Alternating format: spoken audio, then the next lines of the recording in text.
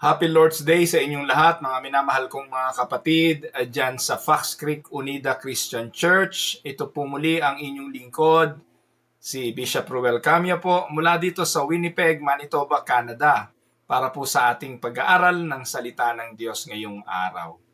Ang biyaya, kapayapaan ng ating buhay na Diyos, ang inyo nawang maranasan, habang pinakikinggan at nag-aaral po tayo ng salita ng Diyos ngayong araw.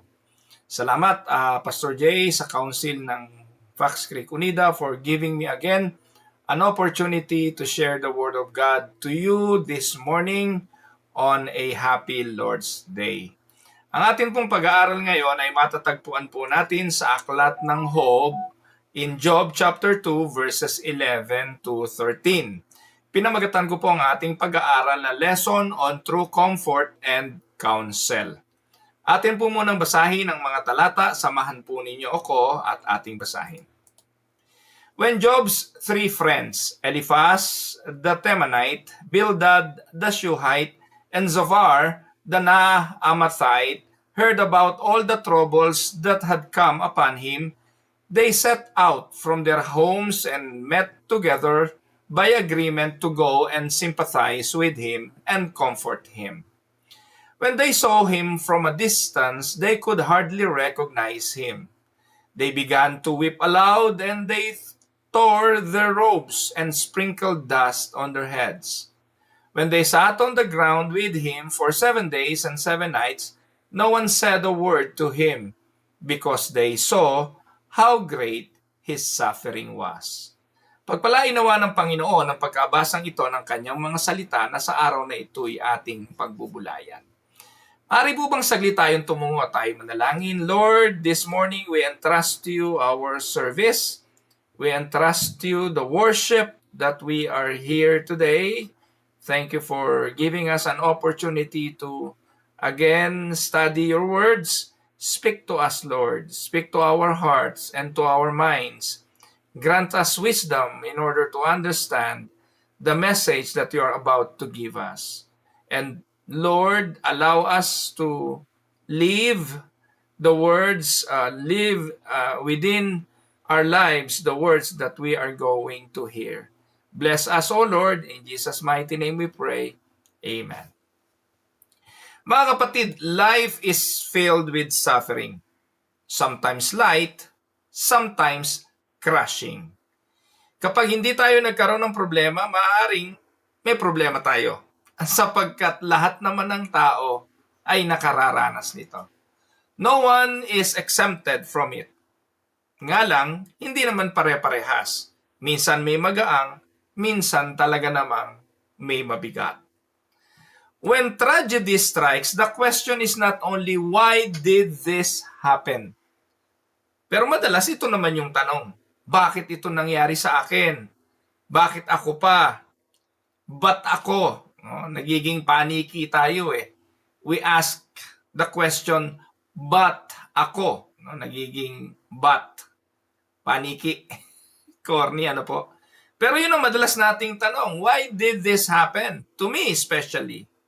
Pero hindi lang yun ang tanong. We also ask, how will others respond to me in this pain? Ano magiging tugon ng aking mga kaibigan? Ano sasabihin ng aking ina? Ano sasabihin ng mga taong malapit sa akin sa suliraning aking pinagdadaanan? Isang halimbawa ay isang dalaga ang wala namang asawa, subalit biglang nabuntis. Nadisgrasya ng kanyang boyfriend. Ang tanong ay, hindi lang naman, why did this happen? Kundi ang tanong ano na lang ang sasabihin ni pastor? Ano sasabihin ng aking mga magulang? Ano sasabihin ng mga kasama ko sa church? Ano sasabihin ng aking kaopisina? Ano ang sasabihin ng mga tao sa akin? And how will others respond to me in this situation? Mga kapatid, the book of Job is not only a story of suffering and perseverance, but also a profound lesson on comfort and counsel. Job's friends began well, they started well, but they ended poorly. Instead of helping Job endure, they deepened the wounds with misguided knowledge and theology and harsh accusation. Sa halip na pag-aangin ng pasan, sa halip na makatulong, nakapagpabigat pa, lalong nakapagpalalim ng sugat because of their misguided theology and harsh accusation. Mga kapatid, today, let us learn from Job's life and his friends' failure. What does true comfort look like and what does godly counsel sound like? Turuan nawa tayo ng mga aralin natin ngayong araw, paano tayo dadamay? Paano ba tayo makapagbibigay ng tamang counsel? Paano tayo magiging encouragement ng tama? Baka sa halip na makatulong tayo ay makaperwisyo pa at makapagpahamak pa. Samahan ninyo ako at ating aralin ang topic na ito. Lesson on True Comfort and Counsel. Let us start with the reality of Job's suffering. Binanggit ko po ito kanina sa simula na inevitable naman talaga ang mga pagdurusa. Maaaring may tao ngayon na kasama natin na nasa gitna ng pagdurusa. Maaaring nandun siya sa mabigat na kalagayan. Hindi ko man alam kung ano yon o hindi man alam ng ating kapwa, pero alam mo at alam ng Diyos ang mga pinagdadaanan mo. Maaaring nasa gitna ka ng pagharap ng isang suffering ngayon. Maaari namang merong papasok pa lang.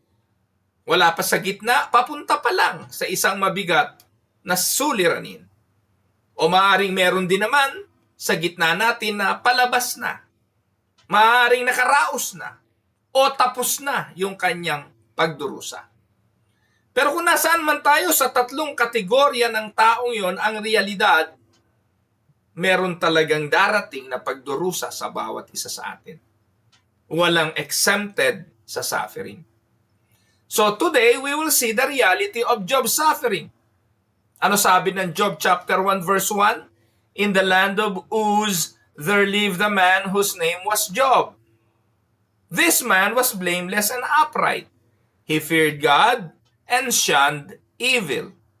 The book of Job started sa pagpapakilala sa isang taong matuwid. Sa isang taong walang masabi ang kanyang mga kapitbahay na kanyang ginagawang masama. May takot siya sa Diyos at inaayawan niya ang gawang masama. Subalit ang taong ito sa kabila ng magandang kategoryang binabanggit ng Biblia, yet in a single day, he lost everything. He lost his wealth, he lost his children, and later he lost his health. Job chapter 1 hanggang 2, mababasa po natin ang buong pangyayari. Merong itinira sa kanya yung asawa. Yung asawa na siguro po pagpapala kung ang naging asawa mo ay mabuti, kung ang asawa mo ay supportive, kung ang asawa mo aalalay sa iyo sa mabigat na suliranin. Pero later on, madidiscover natin sa ating pag-aaral at sa pagbabasa ng Biblia na yung babaeng naiwanan na hindi namatay, kalaunan ang sabi kay Job ay, sumpain mo na ang Diyos mo nang mamatay ka na. Instead of an encouragement, katuwang pala ng kaaway sa pagdidiin at pagbibigay ng mabigat na damdamin. So, dito ang una nating makikita sa ating mga talatayang katotohanan na suffering does not always equal sin. Ang pagdurusa hindi laging bunga ng kasalanan. Hindi palibasa ang isang tao ay na-bankrupt, sasabihin natin, ay karma yan. Hindi palibasa ang isang babae iniwanan ng kanyang taksil na asawa, sasabihin ay karma yan. Hindi palibasa may nasunugan, sasabihin karma yan. O may na-aksidente, karma yan. O nagkasakit, karma yan. Kahit mga Kristiyano, hindi naman tayo naniniwala sa karma dahil yung karma ay Hindu belief nakikikarma tayo. Na inaakala natin ang pagdurusa ay bunga lagi ng kasalanan. And this is what Job's friends wrongly assumed. They assumed that suffering meant judgment.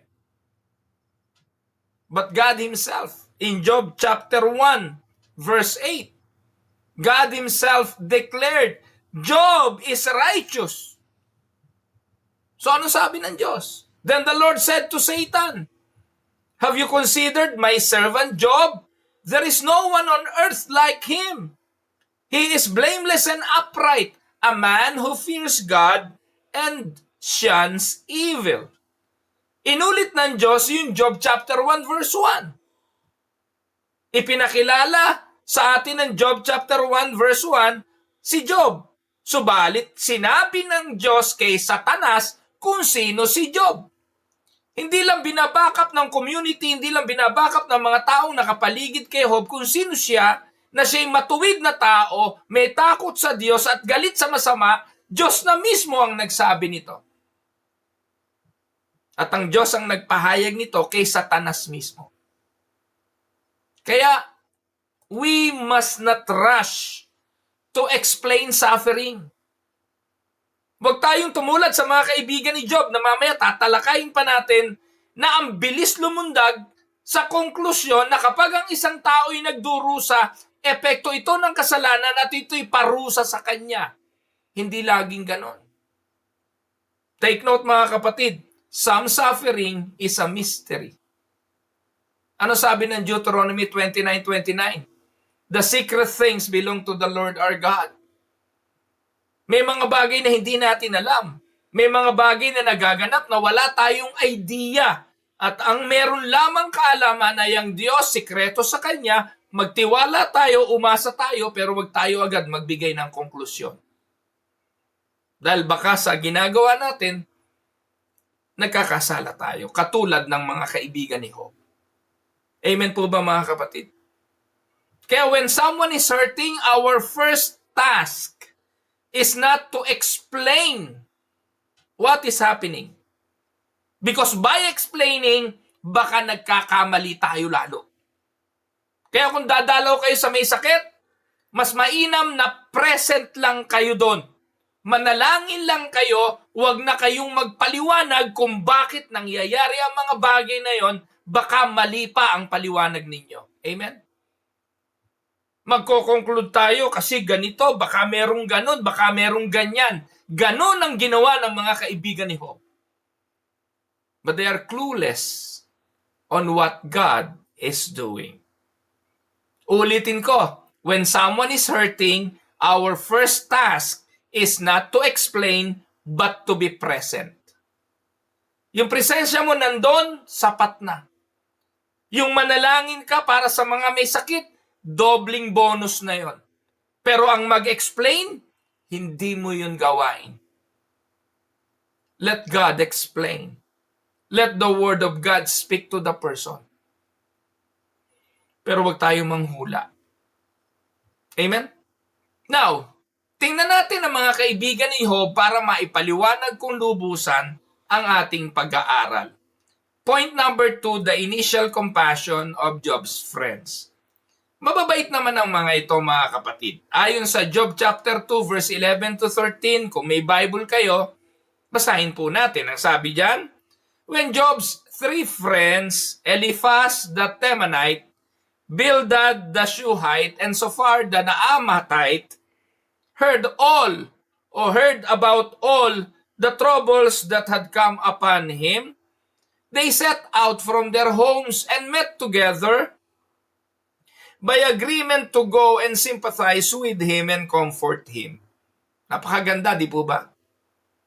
When they saw him from a distance, they could hardly recognize him. They began to weep aloud, and they tore their robes and sprinkled dust on their heads. Then they sat on the ground with him for 7 days and 7 nights. No one said a word to him, because they saw how great his suffering was.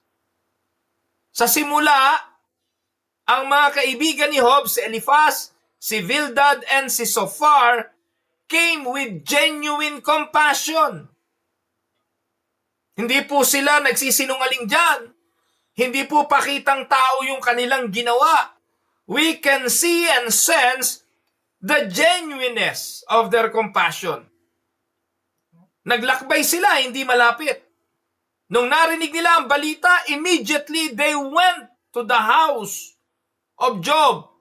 Nagtagpo-tagpo sila. Ibig sabihin, hindi isang lugar ang kanilang pinanggalingan, malalayo, pero nagkasundo sila sa meeting place.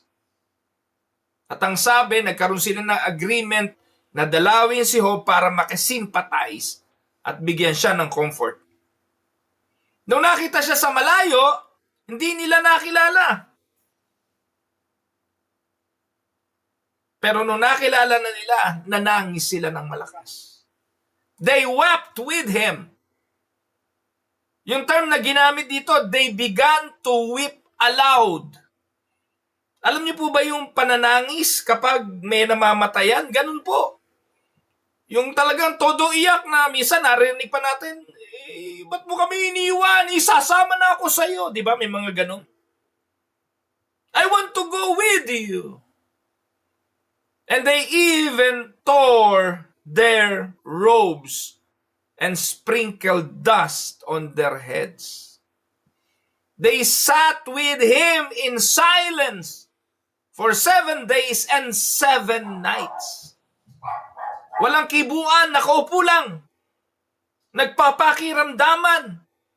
At sa 7 gabi, 7 araw na yon, they shared in his grief. Mga kapatid, this was a very beautiful picture of Romans 12:15 na sinabi ni Pablo to weep with those who weep. Very good ang mga kaibigan ni Job.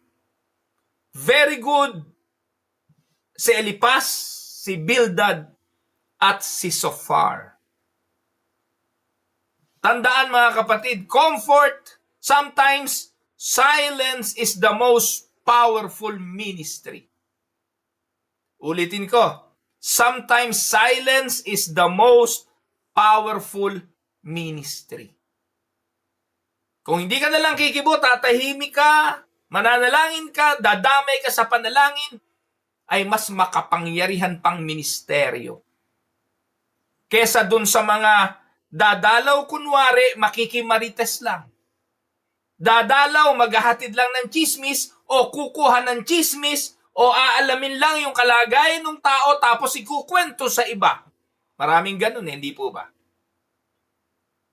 Kaya dito ang aral, sometimes yung silence is the most powerful ministry.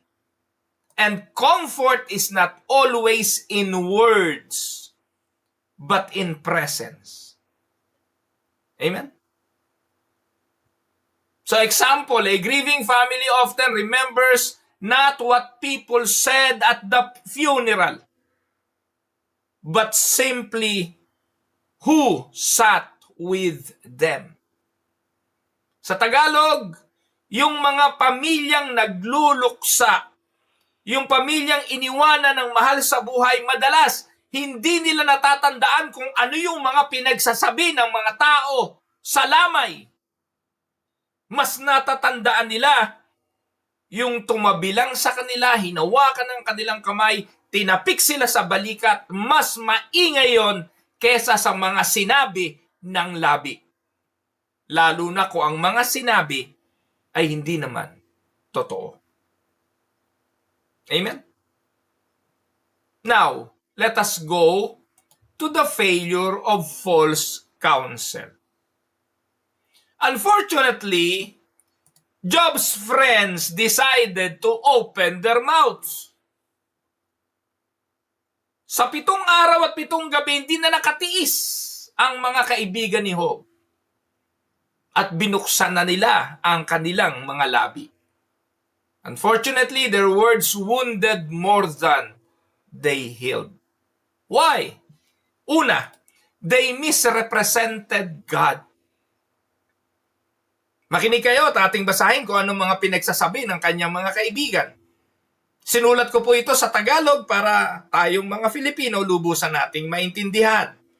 Unahin natin si Eliphaz. Ano sabi ni Eliphaz? Mababasa natin to sa Job chapter 4 verses 1 to 8. Sinabi ni Eliphaz na Tamaneo, "Huwag mo sanang ikakasama ng loob ang aking sasabihin. Di ko na kayang manahimik. Di na ako makapagpigil. Marami na ring tao ang iyong naturuan at mahihinang kamay ay iyong natulungan. Salita mo'y nagpalakasan ng lulupaypay. Sa mahina't pagod, pangaral mo'y umalalay. Ngayon ikaw na ang dumaranas ng matinding kahirapan. Nawawalan ka ng pag-asa at parang nais mong mabuwal. Di ba't may takot ka sa Diyos at masunurin sa Kanya? Kaya dapat magtiwala ka at magkaroon ng pag-asa. Isipin mong mabuti, meron bang walang sala na napahamak ang buhay? Meron bang mabuting tao na dumanas ng kasawian? Ang alam ko'y ang mga naghahasik ng kasamaan ay sila ring nag-aani ng kaguluhan." Nakita niyo po ba ang salita gaano kasakit? Ang alam ko'y ang naghahasik ng kasamaan, umaani rin ng kasamaan. Anong ibig sabihin? Kung dumadanas ka ngayon ng kasamaan, ng kasawian, isa lang ibig sabihin. Karma yan. Nakita niyo po ba mga kapatid? Kaibigan yan. Pero at this point in time, inaakusahan niya si Job na meron kang ginawang masama dahil wala naman taong mabuti na dumadanas ng kasawian. Iyon ang kanilang paniniwala. Yan ang misrepresentation ni Eliphaz. What about Bildad? Ano naman ang sinabi ni Bildad? Ito naman ang sagot ni Bildad na suhita. Hanggang kailan ka magsasalita ng ganyan? Mga salitang parang hangin at walang kabuluhan. Hindi pinipilipit ng Diyos ang katarungan. Hindi binabaluktot ng makapangyarihan ang katuwiran. Maaaring nagkasala sa Diyos ang iyong mga anak. Kaya't ibinigay niya sa kanila ang parusang nararapat. Ngunit kung ikaw ay lalapit at makiusap sa Diyos na makapangyarihan, kung ikay talagang tapat at malinis ang kalooban, tutulungan ka ng Diyos. Gagantimpalaan at ibabalik niya ang iyong sambahayan. Maliit na bagay ang mga nawala mong kayamanan kung ihahambing ang sayo'y kanyang ibibigay. Alamin mo ang nagdaang kasaysayan. Itanong sa matatanda ang kaalamang natuklasan. Buhay natin maikli lang at kaalaman natin kulang. Parang anino lamang tayong dumaan sa ibabaw ng sanlibutan. Pakaisipin mo ang kanilang mga aral ng kanilang sinasabi ay iyong pakinggan. Ang sabi ni Bildad, sige, baka hindi ikaw ang nagkasala, pero baka yung mga anak mo. Kaya karma rin yung nangyari sa kanila. At ikaw, kung talagang tapat ang puso mo, malinis ang kalooban mo, tutulungan ka naman ng Diyos, magsisi ka lang. Parang hindi kaibigan ang nagsasalita, hindi po ba? Now, tingnan naman natin si Zophar. Sa Job 11:1-6. Sumagot naman si Zophar na isang naamita. Palalampasin na lang ba ang napakarami mong sinabi? Tama ba ang isang tao kapag ito'y maraming salita? Akala mo ba di masasagot ang mga sinabi mo at sa iyong pangungutya kami di na makapagsasalita? Pinipilit mong tama ang iyong paniniwala at sarap ng Diyos ikay malinis na lubos. Magsalita sana ang Diyos upang ikay masagot, upang masabi sa iyo ang mga lihim ng karunungan. Sapagkat napakalalim ng kanyang kaalaman, parusa nga niya sa iyo'y mas maliit kaysa sa iyong kasalanan. Can you imagine? Sa pagitan ng mga sinasabi ng kanyang mga kaibigan, nagpapaliwanag si Job Pinapaliwanag niya ang kanyang sitwasyon. Pinapaliwanag niyang tapat naman siyang tao, wala naman siyang ginawang hindi kalugod-lugod sa Diyos. At habang siya'y nagpapaliwanag, sumagot si Sofar at sinabi sa kanya, ang dami mong kasasalita. Palalampasin ba ng Diyos yung mga sinasabi mo? Tama ba ang isang tao kapag siya'y maraming salita? Hindi palibasa marami kang sinasabi, tama ka. Yun ang sabi ng kaibigan. Akala mo ba'y tatahimik kami at hindi na namin sasabihin sa iyo ang mga gusto naming sabihin dahil sa iyong mga salita? Pinipilit mong tama ka sa harapan ng Diyos. Sana'y magsalita ang Diyos at sabihin mali ka. Can you imagine? Hindi mo naman maiintindihan ng Diyos eh. Sabi ng mga ni Sofar. Kung tutusin nga, yan nangyari sa'yo, kulang pa yan eh. Dahil sa iyong mga kasalanan. Can you imagine? Ang mga kaibigan ni Job, mga kapatid, they turned into prosecutors instead of comforters. Nalimutan nila na kaya sila nandun ay para tulungan si Job. Hindi para akusahan. And they distorted God's justice into a simplistic formula. Ang formula nila, suffering equals sin. And because you are suffering, therefore, bunga ito ng iyong kasalanan. So yun ang una. They misrepresented God. Letter B, they judge without knowledge. Job's friends assumed they knew the reason behind Job's suffering. Sa kanilang pagsasalita, parang alam na alam nila kung ano nangyayari. Pero ang Diyos ay sumagot at nirebuke sila ng Diyos. Job 42 verse 7, pagkasabi nito kay Job, si Eliphaz na Tamaneo naman, ang hinarap ni Yahweh, sinabi niya, matindi ang galit ko sa iyo at sa dalawa mong kaibigan, sapagkat hindi ninyo sinabi ang katotohanan tungkol sa akin tulad ng ginawa ni Job. God rebuked them. Kaya minsan mga kapatid, kapag hindi nakasulat sa Biblia, huwag nating i-assume na alam natin kung anong kalooban ng Diyos.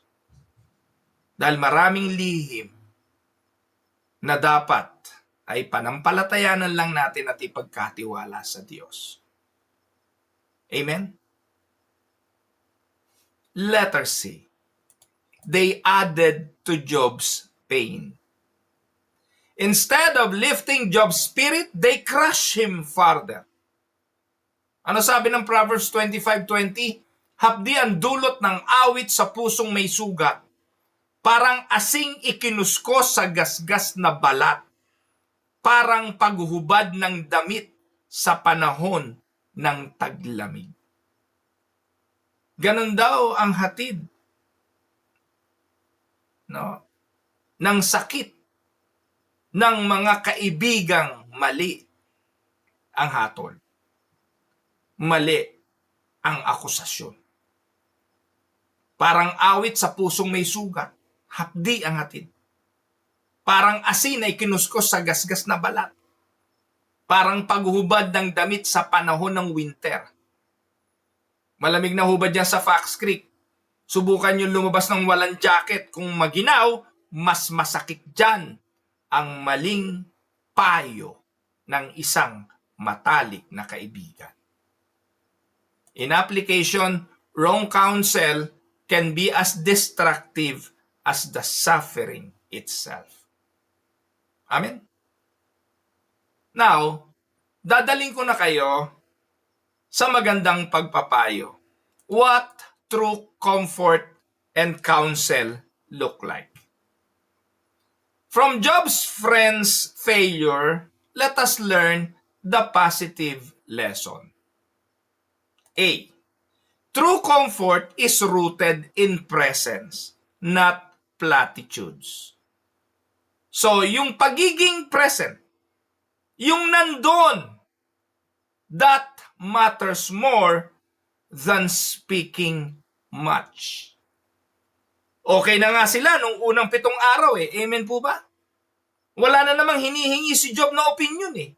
Yung umupo lang sila doon, 7 days, 7 nights, kung umuwi na po sila at hindi na sila nagsalita, maaalala ni Job na sa panahon ng kanyang pagdurusa, umupo sa tabi niya ang kanyang mga kaibigan, and that's enough. Naalala ko po mga kapatid, si Jesus sa tomb ni Lazaro. John 11:35. Anong ginawa ni Jesus? He wept. John 11:35, this is the shortest verse in the Bible. Jesus wept. Tumangi siya. He did not launch into a theological lecture but shared in the grief of Martha and Mary.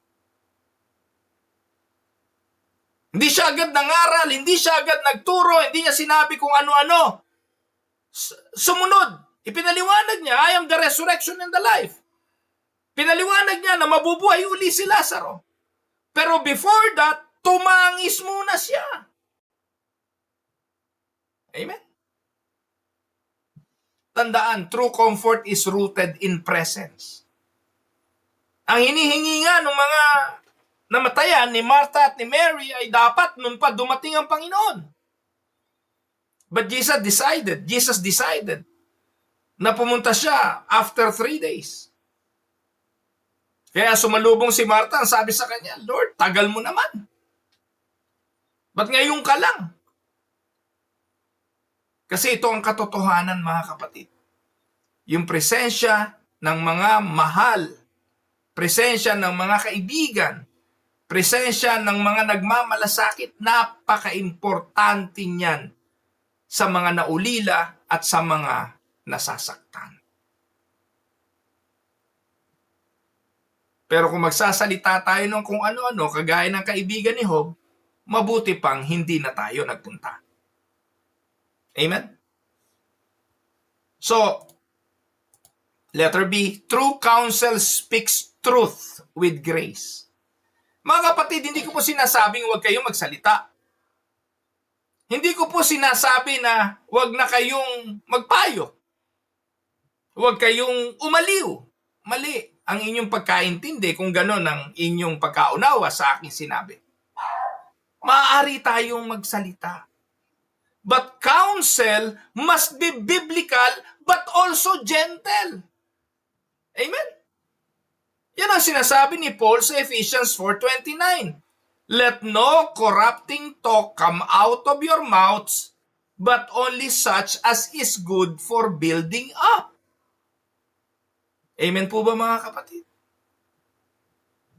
So kaya yung tama na counsel, dapat namang magsalita, but speaks truth and with grace. Amen mga kapatid? Letter C. True comfort points to God's character. Unlike Job's friends, we should point sufferers to God's compassion and sovereignty. Turo natin ang ating mga kaibigan ang nagdurusa sa Diyos na mahabagin. 2 Corinthians 1:3 and 4, the God of all comfort, comfort us in all our affliction, so that we may be able to comfort those who are in any affliction. Ganyan po dapat. Paunawa natin na maaaring yung ating pinagdadaanan ngayon, di man natin naiintindihan, pinayagan ng Diyos upang pagdating ng araw, the same comfort ang ibigay natin sa mga nakararanas ng ating pinagdadaanan. Sino po ba ang pwedeng umaliw sa isang ina na nanganak ng may Down syndrome, ang baby? Hindi ba yung ina na may anak ding may Down syndrome?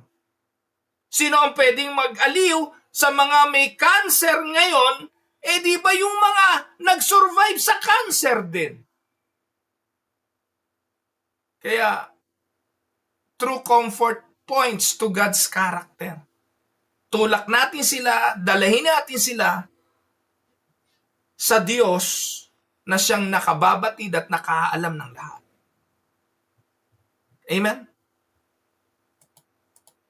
Number 5. The ultimate source of comfort is no other than but Christ. Si Job ay tumangi sa tangsabi niya, he longed for a mediator. Sa Job 16:21, ang sabi niya, may magtanggol sana sa akin sa harap ng may kapal, tulad ng pagpanig ng isang tao sa kanyang kaibigan. That longing finds its answers in Christ, the true mediator. He is the shepherd. On the cross, Jesus endured ultimate suffering, not for his own sins, but for our sins.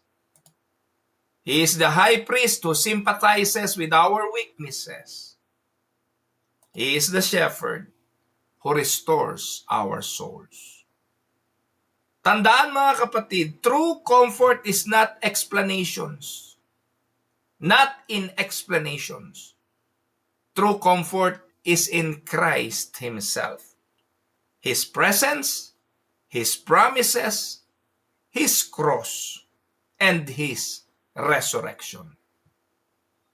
Kaya nga si Job nag-declare, ang sabi niya, I know my Redeemer lives, and He will stand beside me in time. Amen? To conclude our lesson, Job's story reminds us that the wounds of suffering can be made worse by careless counsel. His friends meant well but failed miserably. God calls us to be different. Be present with the grieving, speak truth with grace, point people to Christ, our true comforter. And when we comfort and counsel, let us reflect the heart of God, who binds up the brokenhearted and who promises, I will never leave you nor forsake you. Bilang reflection questions, habang kayo'y nagtatanghalian o pagkatapos ng inyong fellowship, sagutin ninyo ang mga tanong na ito. 1. Have I ever given Job's friends type of advice, quick judgment instead of true comfort? Have I ever given Job's friends type of advice? Meron ka bang kaibigan pinasyalan, dinalo, na para kang ring mga kaibigan ni Job na nagpayo? 2. How can I grow in listening and presence when others suffer? And the last, how does pointing to Christ bring greater comfort than giving mere explanations? Mga minamahal kong mga kapatid, pagpalain po kayo ng ating Panginoong Diyos. Dalawin kayo ng kanyang kapahingahan sa panahon ng inyong mga kabagabagan at biyaya nawa na hindi nagkukulang ang inyong maranasan ngayon at sa mga susunod pang araw.